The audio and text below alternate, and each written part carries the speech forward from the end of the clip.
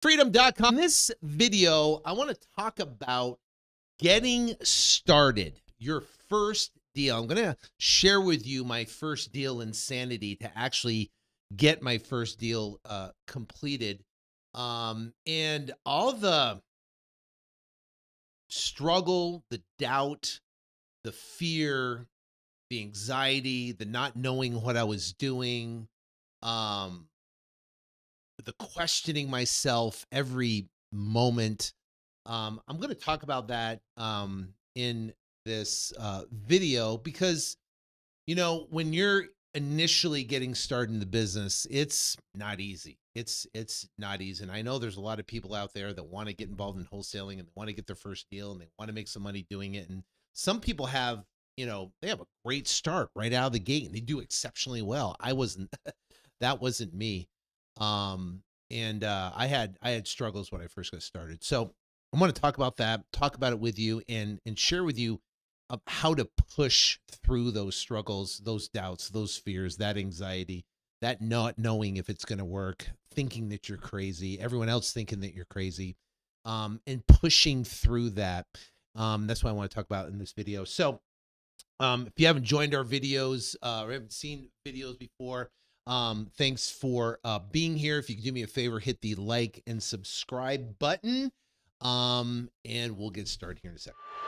I can't take no loss, yeah. I don't even know what it costs, yeah. I hit the ground, then it go off, yeah. Hit the ground, then it go off, yeah, yeah. Run it, ooh. I really feel it's my time, think it's my year, yeah, yeah. I really feel it's my time, think it's my year, yeah, yeah. I really feel it's my time, think it's my year, yeah, yeah. I really feel it's my time, think it's my yeah.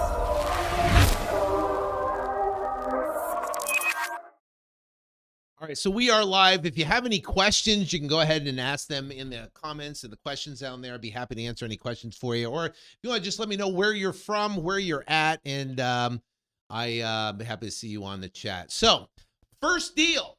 So, first off, when I got started, it was 2003. So, if you go back to 2003, I mean, literally, they had flip phones. There was no internet just got online back in 1990. I think it was 1996 or 1998. AOL was how you got online. There was no high-speed internet. It literally had dial-up where it was, in AOL would die up and go, you got mail. And that was internet back then. So we had no internet pretty much that was fast or functioning. So that was 2003. And I at the time I was 33 years old. We were basically living month to month. I was working as a in the pool and landscaping industry, and I sold pool and landscape. So I would go to someone's house. We get leads from, people would call in to say, hey, can I get a pool quote or landscape or whatever? And I go to people's house and I would figure out what they wanted for their backyard or front yard landscaping. And I would kind of design their pool, design their landscaping.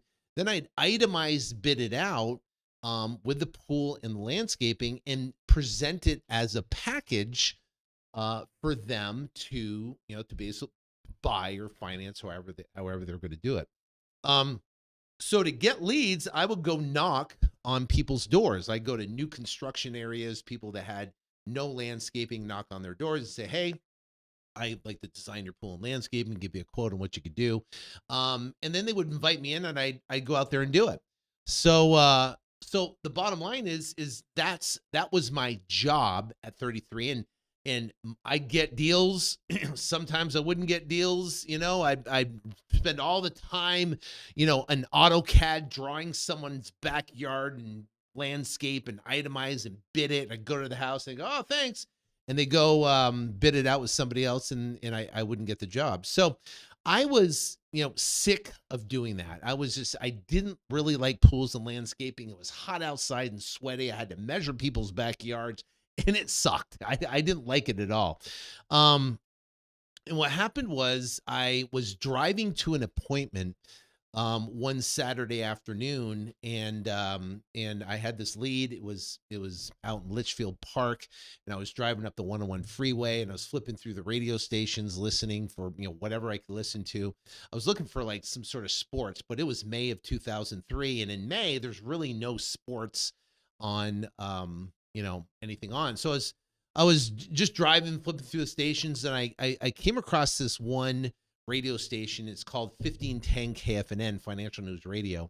And this guy was talking on there, and he was like, someone bought some time and was talking about real estate and flipping houses. And he was talking about these deals and how you could get properties, and you didn't need cash, or you didn't need credit, and you didn't have to fix the property, and you didn't have to, have tenants and do this, and you didn't have to go get loans and stuff. And I was like, oh, what, this can't be real. It sounds like a scam. I thought you had to have cash to buy a house, or credit, to qualify for a loan with a down payment to buy a house, so you could rent it and wait for the rents to increase or appreciation, or you could fix it and flip it. That was my perception and idea of doing deals in real estate. So, then what kind of put me over the edge is that he had people telling their success stories, and he had someone on there that was like, I, made $15,000, from, taking this course or whatever. And I made 18,000, I made 20,000, I made 30,000. And people were telling their stories. I was like, this is and they did it in like 30 days or less. They're getting these huge checks of $10,000, $15,000. I was like, this is a scam. I cannot believe they have this on the radio. That's what I'm thinking to myself, right? So I'm driving down, and I turn the channel, and I think to myself, what a sham. I cannot believe they have this. And I kept on driving down the street. Now, if you've ever been in a situation where you have this tugging inside, this pulling thing that's pulling you toward something, or maybe it was a 2x4 that hit you across the head for whatever reason. Anyways, I'm driving down the freeway, and I have this thing, and I'm just like, what is that? I couldn't find anything, and I switched back to what this guy was talking about and these people about real estate. I was intrigued, and he shared a concept with me that I never even heard before. And he's like, listen, if you get a property under contract, right? You have a piece of paper, and he goes, in my course, I'll give you the contract. You have the seller, a motivated seller, sign this contract for a below market price. And he explained is that real estate is one of the, big asset classes that you can have a $200,000 house. You can sign a contract for $120,000, and you can get a property below market. He said you can't do that in the stock market. If you have Apple that's $170, you can't buy Apple at $100. You can't do it. You have to buy it for whatever the current share price is selling for on the exchange. So, but with real estate, you can buy a $200,000 house, or contract a $200,000 house for $120,000. And he explained how valuable this contract is because you can sell the contract, or you could double escrow and sell, meaning assign the contract. And he explained this concept of wholesaling houses that I never heard before. I had no idea that you could wholesale houses. I never heard of the concept before, but it made sense. You're like, well, I was like, whoa, wait a minute. All I have to do is find a motivated seller and then talk to them. And if they want to sell their house, I could sign a contract at a below market price. I can sell the contract to a buyer that will buy the contract from me. And it was like, yeah. And that's what he explained. Now, obviously, I didn't talk to him. He's on the radio, but that's the conceptual idea of wholesaling houses. And I was hook, line, and sinker. I was like, wow, that's incredible. And it's amazing when you have a new idea, right? And you have an epiphany, or you have a wow, I never knew you could do that. So what I did was, and is he gave a phone number where you could buy this course that he sold. And what happened was, is I didn't have the money at the time. It was $500, right? And I'm 33 years old. I have a daughter, that's a couple. I think she's like how old she is? She was like a year old, right? And my wife, and I didn't have $500, but I did have a Capital One credit card that was like one of those starter cards for $250. And my wife had a Capital One credit card for $250. What's up? What's up? Um, and I took her credit card, my credit card. I called the guy up and I said, "Hey, I have two credit cards. Can I put 250 on one and 250 on the other? And can you ship me the course?" And he said, "Sure." So he took both credit cards, ran the credit cards, and went through, and I bought this course for $500. And it was $500, and I, waited for the course. Finally, it came. I was so excited. And I opened the course, and there was about 9 VHS tapes. You're probably wondering, you probably have never even seen a VHS tape, and this is 2003. So there are VHS tapes, and I opened them up. They have VHS in a binder in there with like some contracts and a couple things in there. And so I took this VHS tape. I remember it's like a Friday I got it. And I'm like, I'm going to spend the whole weekend. I'm going to watch every single one. I'm going to get going. I'm going to get started in my real estate career. I had this new idea and the new concept, right? So while I was waiting for the course, I talked to my wife. And my wife, "Are you sure you can do that? You sure you can do that thing?" And so I'm like, "Yeah, you can. I know you can. I heard this guy on the radio. I bought this guy. We got this course. We can do it." And then, my father-in-law came over to the house, and I told him, I was all excited. I was like, "Amazing. I think this is incredible. I can buy this thing. I can do this." And he's like, "Well, wait a minute. You can't sell a house you don't own. That's illegal. You can't do that." I'm like, "Well, this guy said on the radio that you could get the property under contract and you could sell the contract." And I'm like, you can't, I don't think you can do that." So he said, "Why don't you talk to my realtor friend that's part of my Kiwanis group?" I said, "Sure, his name's Ted." And so he gave me his number, and I called Ted, and I said, "Hey, Ted," I said, "this guy I heard on the radio said he could do this. You can get this property under contract. You can turn around and sell the contract, and then you could do this." And he's like, "Yeah, it's very rare. You can do that. If you find a title company, most title companies don't do transactions like that. But here's the problem. Your bigger problem is that most of the deals you find, the below market deals, are all scooped up by big companies that are, scooping up the deals. And their chances of you actually finding a below market deal is slim to none. So, yeah, you can do it if you can find a title company, but more than likely you won't be able to do it because you won't be able to find a deal." And that's what he told me. And he's like, "Listen, I've been in real estate for 20 years, and there's pretty far-fetched. Because I haven't seen hardly any properties come across that are below market." So I said, "Okay." So my father-in-law tells me I can't do it because I can't sell a house I don't own. And this realtor guy for 20 years experience, and I know nothing about real estate, is telling me basically I can't do it, right? So that was my introduction. So, doubt, didn't know, can't do it. That was, so my bubble, so excited, burst before my career even started. Now I got these VHS tapes that came in the mail.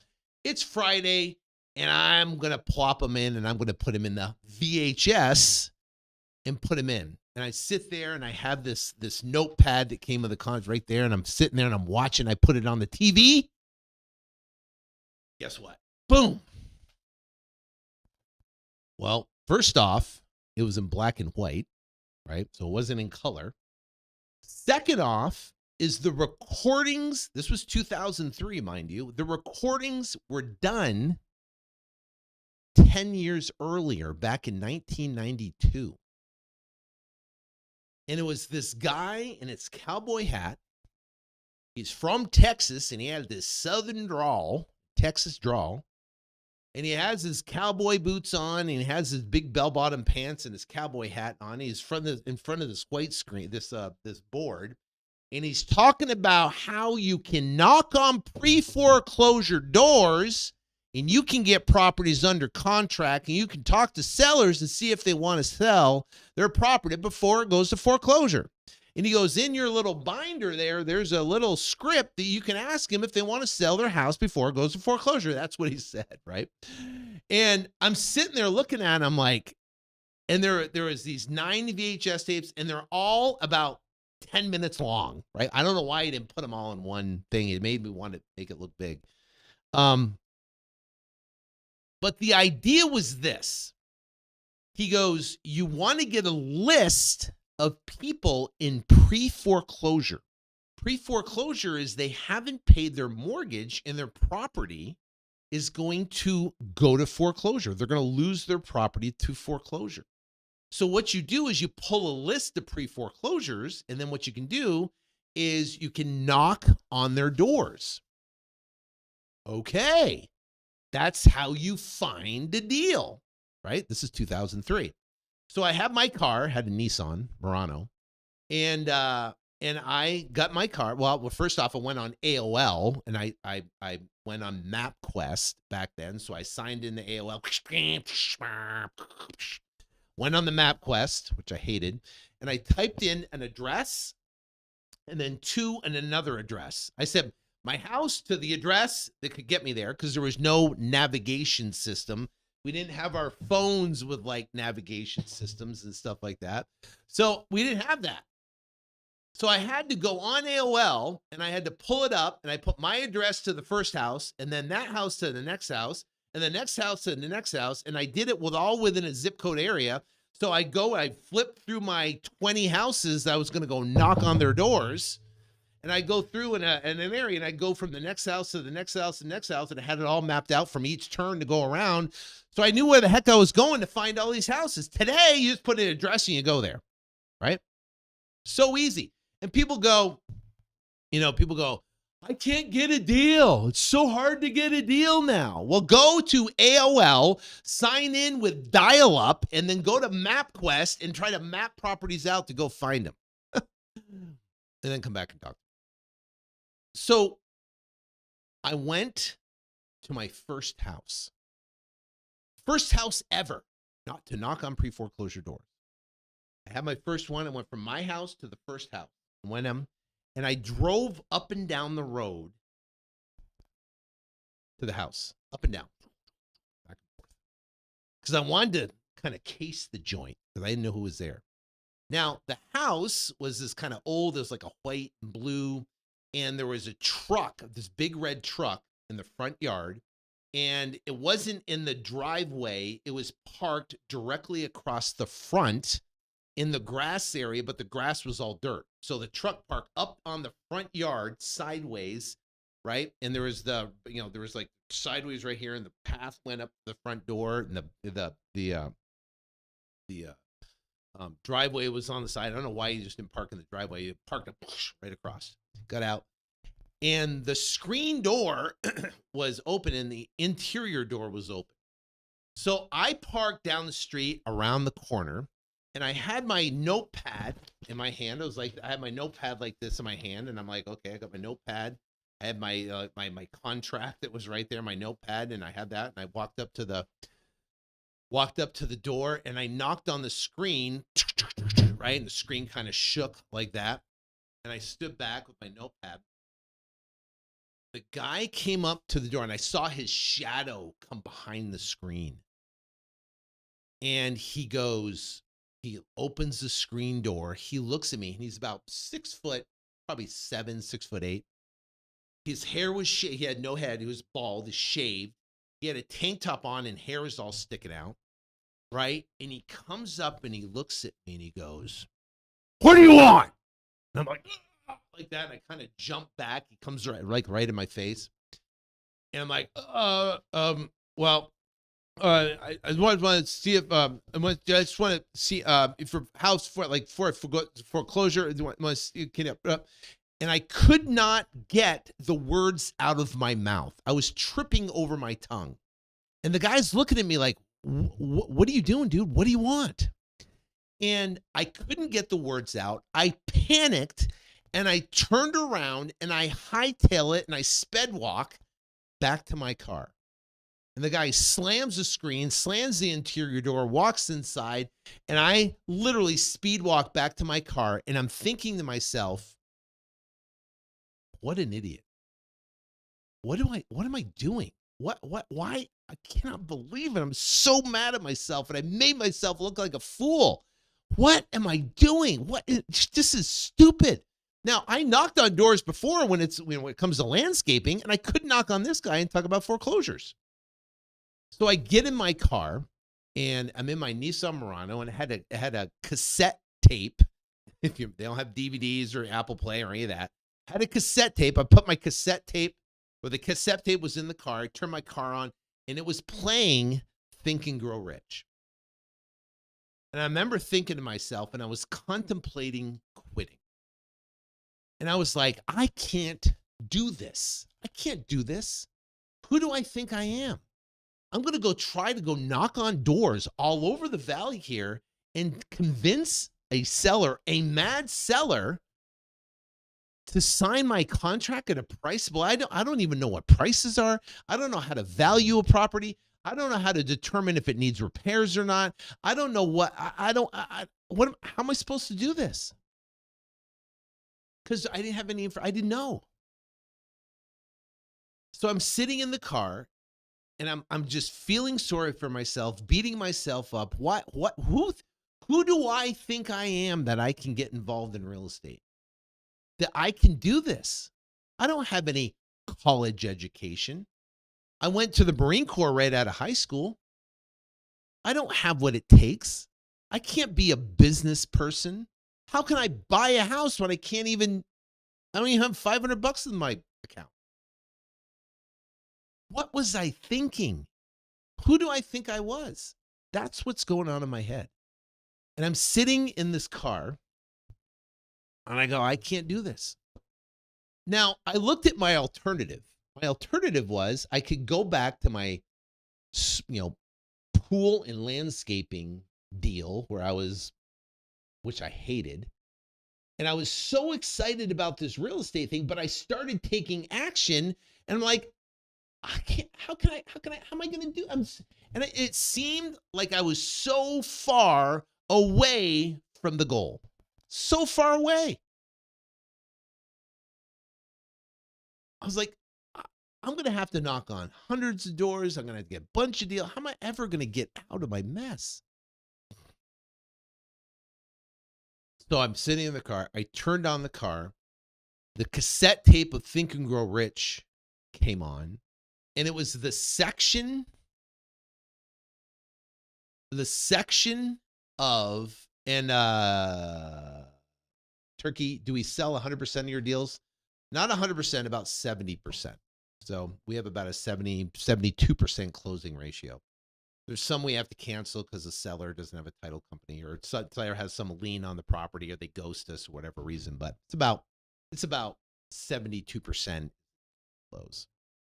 So anyways, I'm in the car. I have the cassette tape. I turn on the car, and then Think and Grow Rich comes on at the perfect time when he's talking about Winston Churchill saying, never, ever, ever, ever quit. Never quit. Never quit.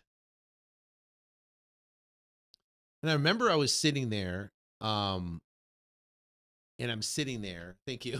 Thank you for saying that. I was sitting there and he said, never, ever, ever quit. So I made a decision by myself in my car, my Nissan Murano used, that I would never quit. And it was more of like, because I just was contemplating quitting, giving up because I can't do this. And I was feeling sorry for myself and how pathetic I was and so long it's going to take. And I looked at everything I had to do. And I listened to that and I said, you know what? My dream, my vision for my life is more important than the pain I go through. And I decided right there that I will never, ever, ever quit.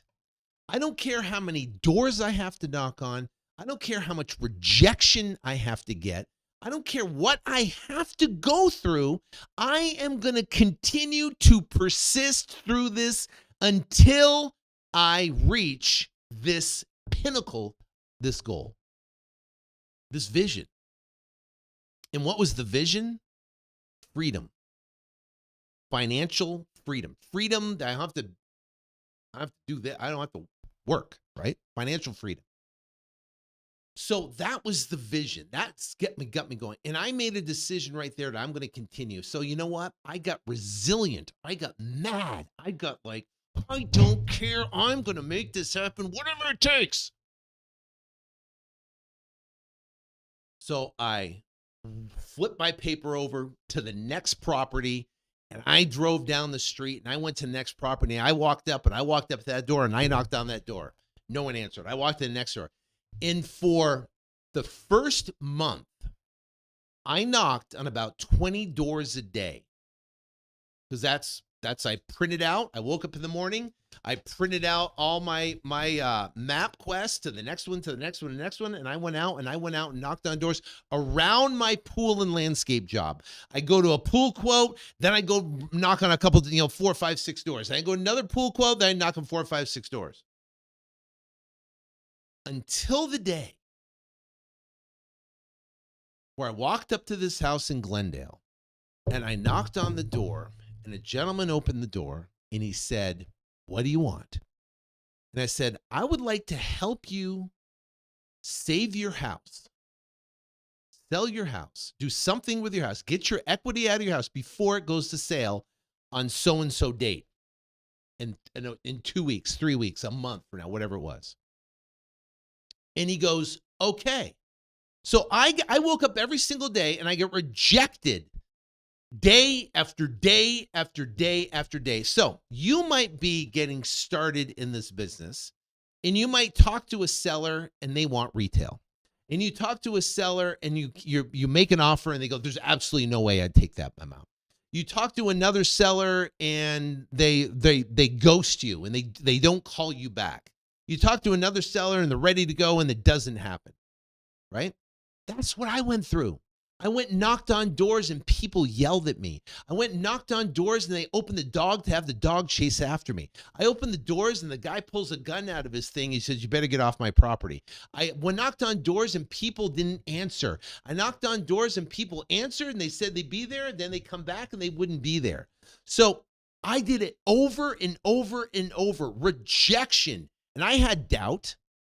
I had fear. I didn't know if I could do it. I had no proof of concept. I look back, I'm like, what?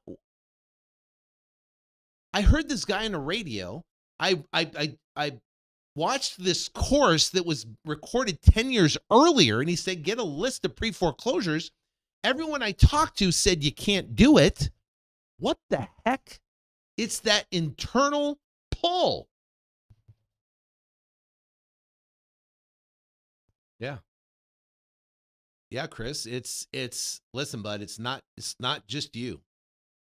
It's that internal pull. There's something pulling us to continue to knock on the doors and talk to the people. But I'm telling you, the hardest part of starting in this business is getting in your head. You think you're not worthy, you're not good enough, you're never going to find a deal, it's not going to happen. Why are you doing this? And here's the thing. You're going, I go through that, everybody has, you get in your head and you start thinking about, don't think about that. Think about getting better every single day at your craft. Think about investing in your time and energy of getting good at the process, getting good. And what I did was, when I was knocking on doors, I wanted to learn to say something that would get someone to say, yeah. So I would try to say, hey, listen, I just want to let you know your house is going to foreclosure. I have a way I can help you. You got 5 minutes, right? Something like I would try to get and I tried different thing after different thing after thing after thing until I found something I could put in, and that was, hey, your house is going. I just want to let you know, our house is going to foreclosure. I'm here to help you. You got 5 minutes.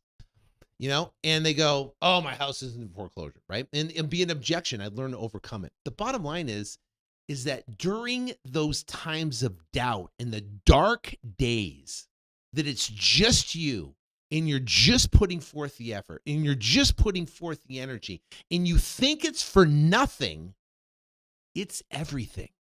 You are creating your story. You are creating that story that you're going to tell your kids.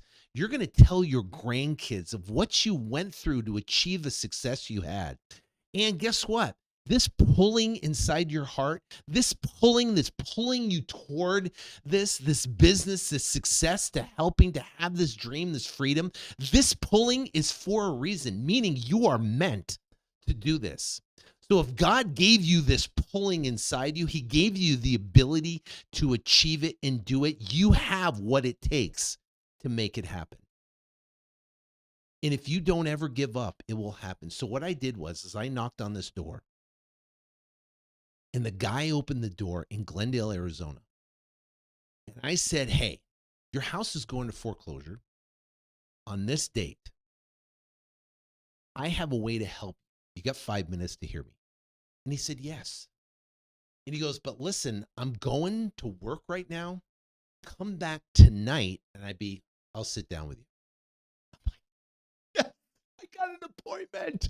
The first appointment after a month of knocking on 20 doors a day, getting rejected day after day after day, not thinking I'm good enough, not thinking I can make it, everyone else thinking I'm crazy. My wife's like, what are you doing?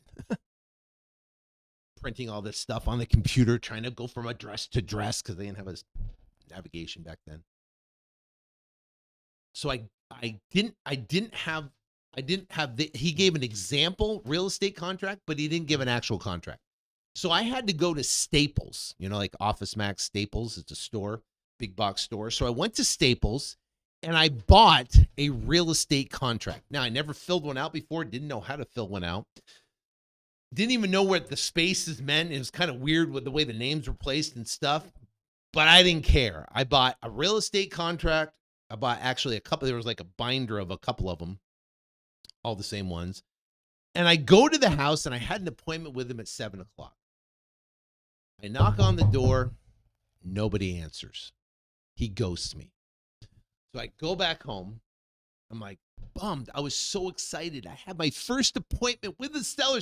I didn't know what to say. I didn't know how to comp it. I didn't even know what to offer. You know what I did? Is I drove around the neighborhood and I saw the for sale by the for sale agent signs, and I called all the agents in the area. We didn't have Zillow. We didn't have Redfin. We didn't have any realtor.com to value the property. How did I figure out values? We didn't have PropStream or REI Automator. We didn't have that. So the only way I could figure out values is I drove around and I called the realtors and I said, hey, what's your property listed for? How many square feet is it? How many bed and bath is it? Okay, is it similar? Oh, a house down the street's going for 140. Okay, great. Another house is going for 136. Another house is going for 132. Okay, it's about 130, 140. That's how I figured out comps.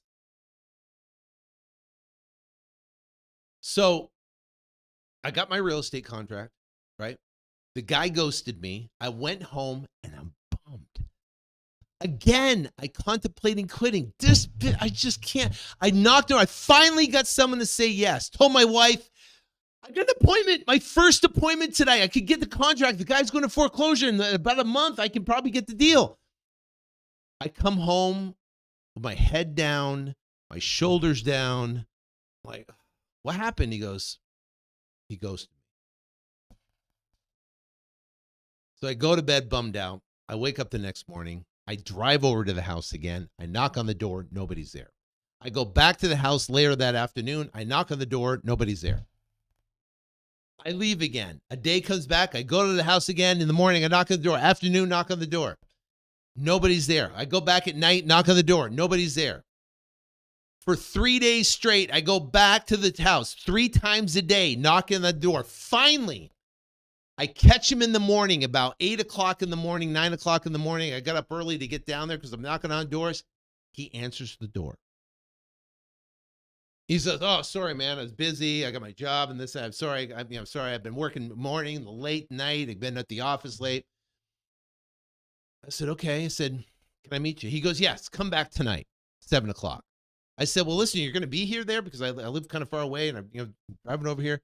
He goes, "Yeah, I'll be here." So I got my contract. I understand the values around 135, 140, 130, 140. I drive over there. I knock on the door, and he opens up. Now I'm really afraid, right? I'm like, oh, crap. Now I don't know how to negotiate. I don't even know how to make an offer. I don't even know what to look for on the property. I didn't have a camera to take pictures. Do you own rental properties? Yeah. I own about 760 student housing properties in about 3 different buildings. So big, like 12, $15 million apartment complexes for student housing. So right now I'm working on building a storage portfolio, mini storage. So anyways, the guy opens the door, right? He opens the door and I'm sitting there and I walk in. The place is completely dark, dust everywhere. Like the ceiling fan had dust stacked on the ceiling fan. And I'm walking around the house and I'm really not knowing. I'm like, okay, sounds good. Yeah, it's all pitch black and dark and paperwork everywhere, smell of dust. I go in the backyard and the pool is empty, right? There's just junk at the bottom of the thing. Nice, Chris. Good job, buddy. So Chris used Zillow to sign. This is a lot easier than knocking on doors, Chris. You can go on Zillow and you can talk to for sale by owners. So congratulations, bro. That's awesome. So I'm walking around this house, not even knowing what I'm looking at. The pool is empty. And then we sit down on the couch, and I'm sitting right by him on the couch, right? And the couch is all dusty and dirty. There's crap all over the place. It's dark out. I can barely even see the contract. And I was like, "What do you want?" He goes, "Well, if you can pay off the mortgage, give me 10 grand, it's good." So what's your mortgage? $74,000. So if I give you 84, we got a deal? And he said, yes. So I signed, I put his name in, put the information, signed $84,000 on the contract. Now, remember, it was worth, 130, 140. So 84, I think's the deal. So I signed my first deal. $184,000 is worth 130, 140. I thought, right? And I got my first deal. I signed my first. So I left there on cloud 9. I was so excited. I got my first deal. I signed it. I got a contract. And they say, right, when you just make money when you get the contract signed. That's important. Now, the bottom line is I'm so excited. I rush home and tell my wife I got a deal, right? But the problem is I don't have any buyers. I don't even know where to find buyers. We don't have Investor Lift or PropStream or, how do I find buyers? So I went to the newspaper. We have online. I had AOL. So I went to the newspaper and I opened up the newspaper and there was this newspaper of this guy that was leasing all these properties. His name was Chad. So Chad had all these properties for lease. I'm like, okay, Chad. And I called Chad up. I said, hey, I see you have all these properties that you're trying to leasing. Do you know anybody that's looking to buy properties below market? I'm a wholesaler. I'm trying to sell some property, sell this property. He goes, yeah. He goes, I buy properties. I said, great. Here's the address. Here's the information. And I said, I'm going to sell it for, I think it was in 84. I was going to sell it for 90,000. Right. And I said, okay, yeah, sounds good. Yep. So he met me at the house. We went and walked through the house. He said he liked it. And he goes, I'll take it. Right. But he said, I'll give you, it was like 96,000 for the property. He said, I'll take it at 96. I said, done. Wait. So I got it for 84 and I sold it not for 90. I sold it for think I wanted to try to sell it for, I got it for 84, but I made $11,008. So I must have sold it for, yeah, 96. So I sold it for 96. And we went to McDonald's down the street. And I'm sitting at the McDonald's with the contract. And I had another contract for him to sign, a blank one, at a sale price for $96,000. And I had him write out $2,000 of earnest money to Metro Title, which is a title company here in Arizona way back when. And I had him write it out. And we wrote it out. And now I had a contract that was in a $2,000 earnest money check and a contract for $96,000. Then I took both contracts. I had both contracts, buy side for 84 and then sell side for 86 or 96. And I took it over to title. Her name was Barb Bass. She was my first title agent I ever had at Metro Title. Went over to Barb Bass and said, here. And I didn't know how. I was like, is he going to bring money like cash, or he's going to wire in money? How's this work? And he goes, yeah. He'll come in and he'll put either a down payment down over the cashier's check and the wire in the rest of the money, or wire in all the money. And he'll buy the property for $96,000. He'll pay his closing costs and fees, and you'll get the balance. And I remember it was closing day, right? It was closing day. And we closed. She called me up and did we close the transaction. I signed my first paperwork to sell the deal and stuff like that. And I went and picked up my check, and it was for $11,008 in May of 2003. And literally that changed everything. Because my father-in-law that told me I was crazy and I couldn't sell properties I don't own, I showed him a check. I call it the shut up check, right? So I used to be a prior U.S. Marine.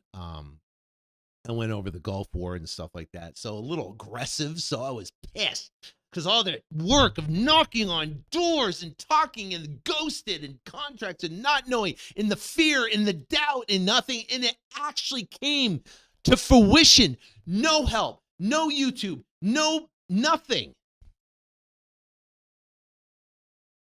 And I got my first check. And I'm like, oh, I got this. Thanks, Margaret, for listening. Appreciate it at work. You're listening at work. That's awesome. So I remember our refrigerator was out. It was on the kaputs. And I told my wife, we're going to buy a brand new refrigerator for the house. And we bought a brand new refrigerator, put it in the house. And that was part of there's like $2,000 or something, like $2,500. Bought a new refrigerator. She was all happy. Out of that $11,008, I took that check and I showed my father-in-law and I said, look, it did it. Those people that told me it wouldn't work, look it. It's a shut up check. When you get your first check and you actually go over the hump of doing your first deal, it is life changing. It gives you the confidence that you can do this, and gives you the proof of concept that you can do it over and over and over again.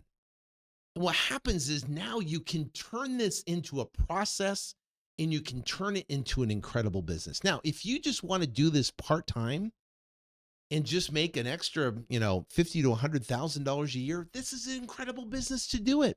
If you want to do it full-time and you want to crush it and do millions and millions of dollars in revenue like we do on deals all across the country, you can do it. You can do it. Don't let anybody tell you you are not good enough to do it. And don't, it's funny. I was just on a 777 call, one of our mastermind calls that we were on with our group there. And we're talking about, beating yourself up, for not getting there fast enough. And listen, social media is probably one of the worst things that happened to our society for creating, anxiety and doubt and fear and the comparison thing against everybody else. Don't compare yourself to everybody else.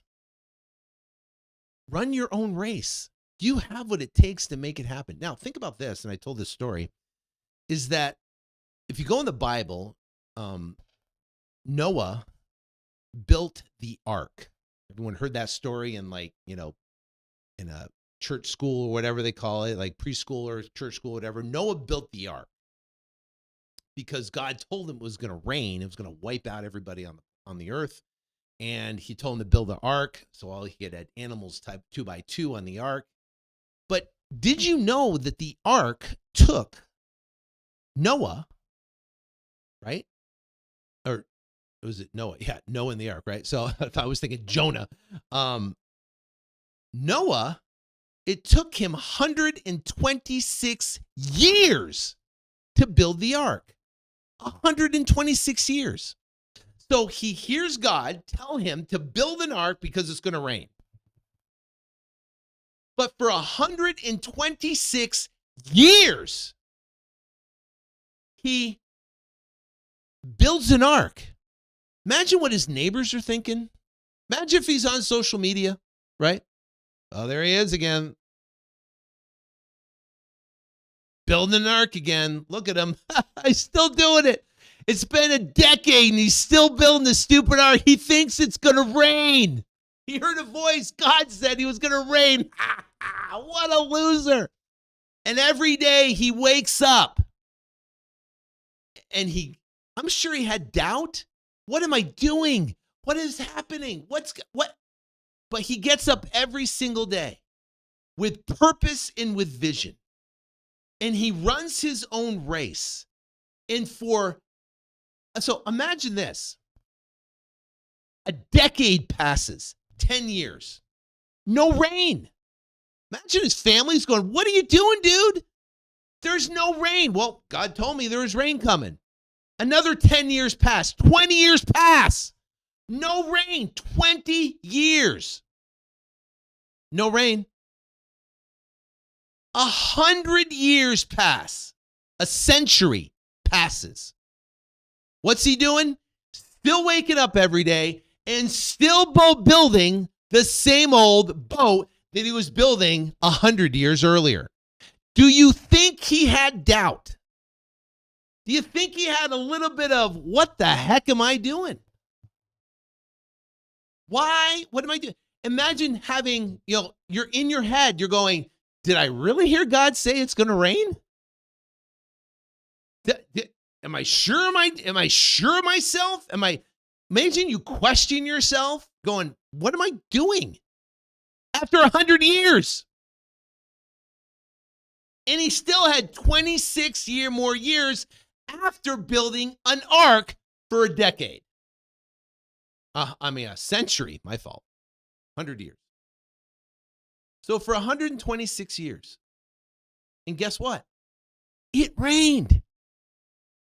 But it took 126 years. Now, I promise you, it's not going to take you 126 years. It will not take you 126 years. It might take you 126 days, maybe 126 weeks. That would be a long time. But people want instant society. They try it for a month and they go, it doesn't work. They don't see results or progress. Don't look at the results. Look at, are you getting better every single day in your process? Get better talking to sellers. Get better making offers. Get better getting properties under contract. Get better at negotiating. Get better at your craft every single day. Don't look at the results, and the results will come.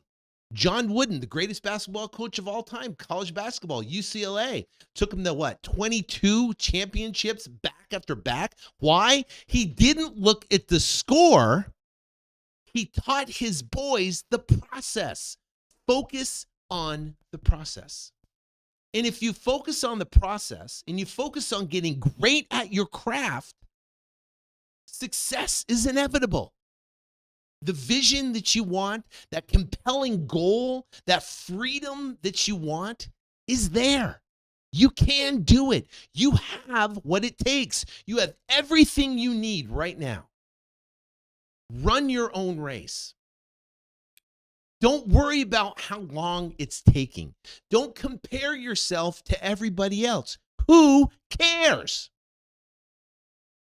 You got it. You can do it. You can make it happen. Just keep moving forward every single day.